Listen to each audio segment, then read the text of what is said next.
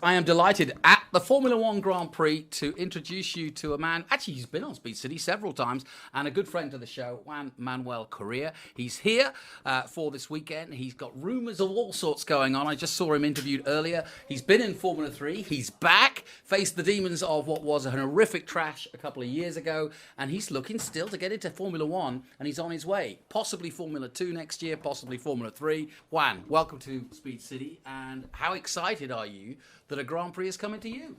Thank you. Glad to be here, and this is actually my second time in Austin, and I'm very much looking forward to Miami next year. Have you been on the track in Austin? No, I've never driven. We were supposed to drive here in F3 this year. They canceled the race here last minute, sent us to Sochi instead, which was a bummer. So no, I mean, it's a track I've hoped to race in for a long time now. I hope soon we will get a race here. Well, so how's your recovery? And the season looks like it's going pretty good, but give us your perspective on the update. Yeah, I mean, the season it's been tough to get back into it. You know, starting on the back foot since the beginning is not easy, especially in such a competitive championship. But looking where I'm coming from, taking into consideration, you know, the injuries and everything, it's been very positive just to be able to do the whole season with no big issues. Yeah, just to get into a race car. The last time I saw you, I think we were on Zoom, and you had a giant apparatus of metal around your leg.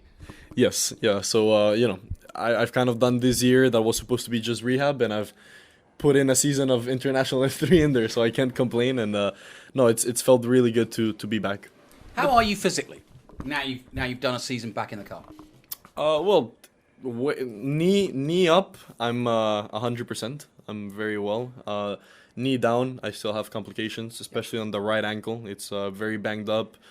And it still requires a lot of rehab, even some surgeries in the future.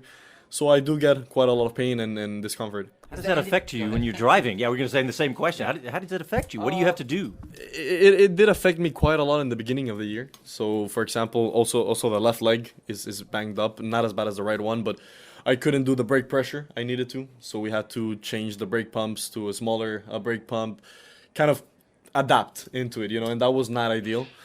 By the end of the season, I did start to feel like a race car driver again. You know, I felt more and more comfortable, and I feel like I am driving at 100% capacity now behind the wheel, and that's a huge step for me.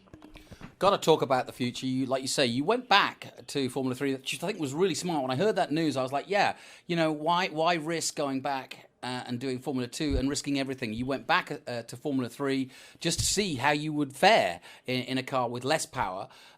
You've done that now. Is surely Formula 2 the next step? Yeah, so Formula 2 is the next logical step, but I'm not sure if it's going to be next year or the year after. You know, we're looking at, you know, what I could go to F2 directly for 2022, but not in a good team.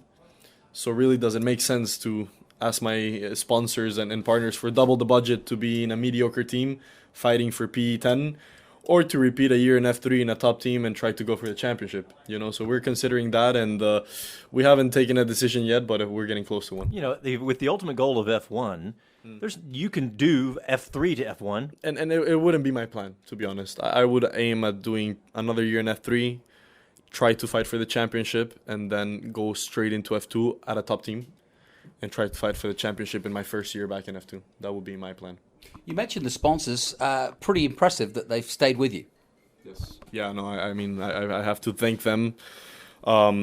Most of the sponsors that were me in 2019 are still with me and supporting me. So that's been huge. It has been challenging, not only for me, but also for them, you know, to keep that support. And we're making it work. We're doing a lot of exciting stuff together. And, you know, we're already thinking on next year how to find the budget and keep it coming. And, yeah, there's exciting things in the horizon for us.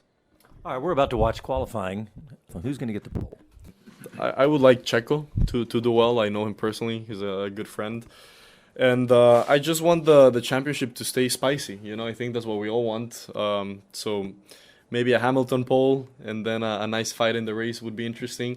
It seemed like they were struggling a little bit in FP3, the Mercedes. So we'll see if they can pull something out of the bag here. Juan Manuel Correa, thank you very much. American driver. We're hoping to see you in Formula One not too distant future. Hope so too. Thank you for having me.